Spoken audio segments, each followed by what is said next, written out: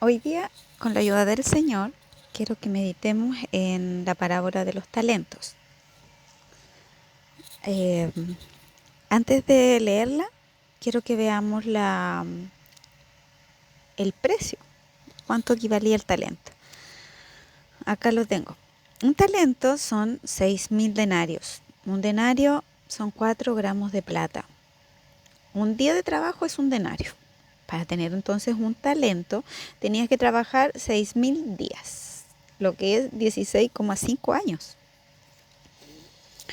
16,5 años por 12 meses tenemos 198 meses. Multiplicado por 320.000 pesos, que sería el sueldo mínimo de ahora, serían 63 millones, más de 63 millones.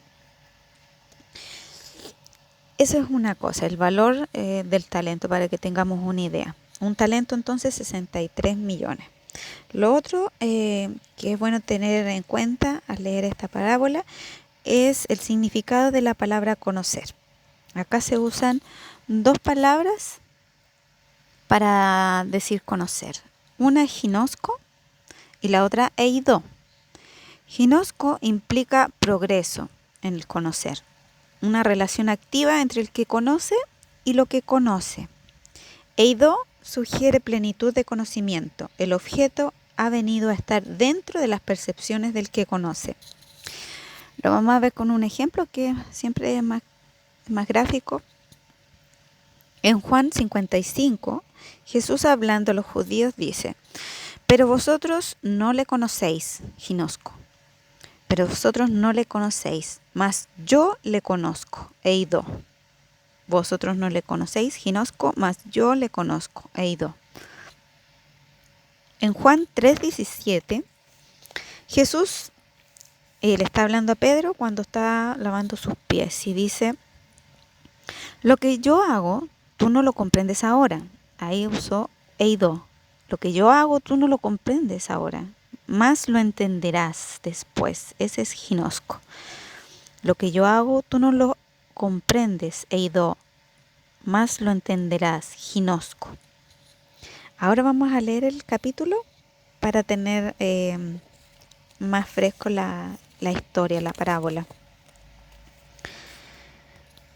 Porque el reino de los cielos es como un hombre que, yéndose lejos, llamó a sus siervos y les encargó sus bienes.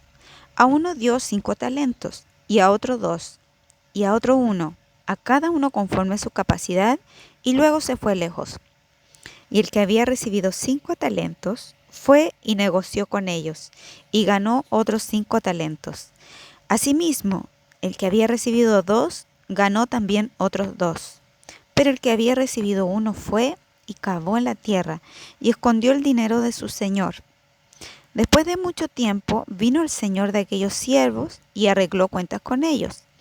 Y llegando el que había recibido 5 talentos, trajo otros 5 talentos, diciendo: Señor, 5 talentos me entregaste, aquí tienes, he ganado otros 5 talentos sobre ellos. Y su señor le dijo: bien, buen siervo y fiel, sobre poco has sido fiel, sobre mucho te pondré, entra en el gozo de tu señor. Llegando también el que había recibido 2 talentos, dijo: Señor, 2 talentos me entregaste, aquí tienes, he ganado otros 2 talentos sobre ellos. Y su señor le dijo: bien, buen siervo y fiel, sobre poco has sido fiel, sobre mucho te pondré, entra en el gozo de tu señor. Pero llegando también el que había recibido 1 talento, dijo: Señor, te conocía que eres hombre duro, que ciegas donde no sembraste y recoges donde no esparciste. Por lo cual tuve miedo y fui y escondí tu talento en la tierra. Aquí tienes lo que es tuyo. Respondiendo su señor le dijo: siervo malo y negligente, ¿sabías que ciego donde no sembré y que recojo donde no esparcí? Por tanto, debías haber dado mi dinero a los banqueros, y al venir yo hubiera recibido lo que es mío con los intereses. Quitadle pues el talento y dadlo al que tiene 10 talentos, porque al que tiene le será dado y tendrá más, y al que no tiene, aun lo que tiene le será quitado. Y al siervo inútil echadle en las tinieblas de afuera, allí será el lloro y crujir de dientes.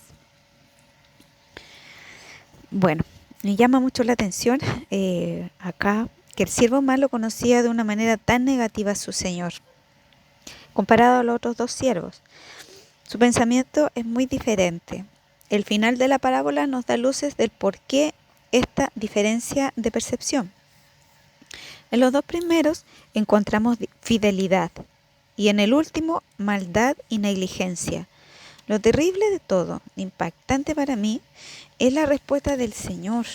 Revisemos el versículo 24. Dice, Señor, te conocía, ahí está usando ginosco, Señor, te conocía que eres hombre duro, que ciegas donde no sembraste y recoges donde no esparciste, por lo cual tuve miedo y fui y escondí tu talento. Respondiendo el Señor le dice, siervo malo y negligente, sabías, ahí está usando eidó. O sea, el siervo por un lado estaba diciendo, te conocía como ginosco, pero el Señor está diciendo, no, tú sabías como eidó, que ciego donde no sembré y que recojo donde no esparcí. Por lo tanto, debías haber dado mi dinero a los banqueros. Vemos esta corrección que hace el Señor cuando están conversando. Él está diciendo que lo que él está conociendo es un conocimiento pleno que tiene dentro de él, en su mente, en su corazón. No es un conocimiento en relación con él. O sea, no tiene que ver en un progreso de conocimiento, sino que es algo ya que está internamente adquirido como final. Esto ya nos da otra mala señal si la sumamos a lo que dijo siervo malo y negligente.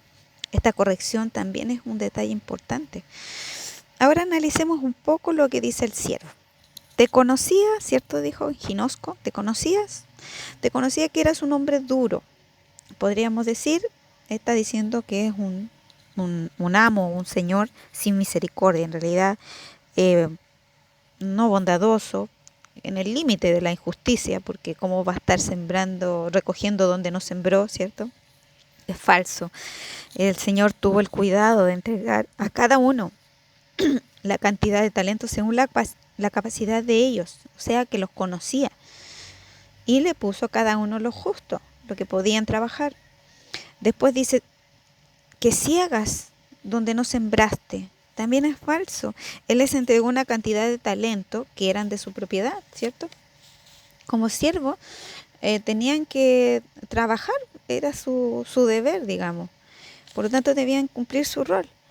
Y lo mismo pasa en la parte que dice recoges donde no esparciste, también es falso. Y la conclusión que él da, por lo que tuve miedo y fui y escondí. En esta frase da a entender que el siervo en el fondo está culpando a su señor de lo que tuvo que hacer. Pero recordemos que el adjetivo que usa el Señor no es siervo miedoso, sino malo y negligente. Pensemos en la práctica si se nos entregaran más de 60.000 millones para hacernos cargo. Lo mínimo que haríamos es ir al banco para que cuando volviera nuestro Señor pudiéramos devolverle algo, que hicimos algo. Ahora veamos la respuesta del Señor. Dice, siervo malo y negligente. ¿Sabías? O sea, con el otro verbo, ¿recuerdan? Eidó. ¿Sabías que ciego, cierto? Ya. Recordemos que es un conocimiento ya asumido, completo. Un conocimiento errado, pero final. Cuando leo esta respuesta del Señor, es como estar presenciando el juicio de un hombre que todavía no puede ver lo terrible de su sentencia. Es como cuando ocurren los tsunamis y la gente se queda recogiendo cosas en la orilla, en la playa, sin ver que el mar se recoge para salir con toda la fuerza. Así el Señor no le corrige y lo deja en sus palabras, en sus razonamientos, como si aceptara su análisis en cuanto a su carácter. Eso es importante, en cuanto a su carácter. Incluso repite lo que el siervo dice. No le explica o muestra lo errado de sus palabras. Vemos que el convencimiento que tenía el siervo de lo duro o malo en este caso es tan profundo que le lleva incluso a exponer sus ideas como disculpa a lo que tuvo que hacer frente al mismo Señor. Sus palabras lo evidencian. está culpando a su señor por la decisión que tomó. Como vimos, el Señor no se defiende de estas acusaciones indirectas o directas prácticamente a su carácter, pero sí apunta a la forma de proceder del siervo. ¿Sabías esto, cierto? Que yo era duro, que era malo. Por lo tanto, debías haber hecho lo otro, o sea, ir al banco para tener los intereses. No hay excusa que valga para no haber hecho algo con el talento que se le entregó. Podemos concluir entonces que el miedo no es la verdadera razón por la cual escondió el talento. Si fuera realmente el temor lo que sintió, habría ido a los banqueros. Pero en cambio, negligente, esa palabra, indica otra cosa muy distinta: descuido. No tomó la responsabilidad entendiendo de quién venía. Eso es súper importante. En realidad no estimó a su Señor. Cuando alguien es muy alto en estima y honor, un pequeño encargo que Él nos dé, ¿cierto?, toma una importancia mucho mayor, no por la naturaleza o el encargo en sí, sino por lo importante de quién lo está mandando. Por eso vemos que a los otros dos siervos se les llama fieles, pero no por conseguir más ganancia, porque si no, el que consiguió más sería más valorado y tendría más recompensa. Sin embargo, los dos se les dice lo mismo. Los dos tienen la misma recompensa. Se les dice buen siervo y fiel. En lo poco has sido fiel, sobre mucho te pondré, entra en el gozo de tu Señor.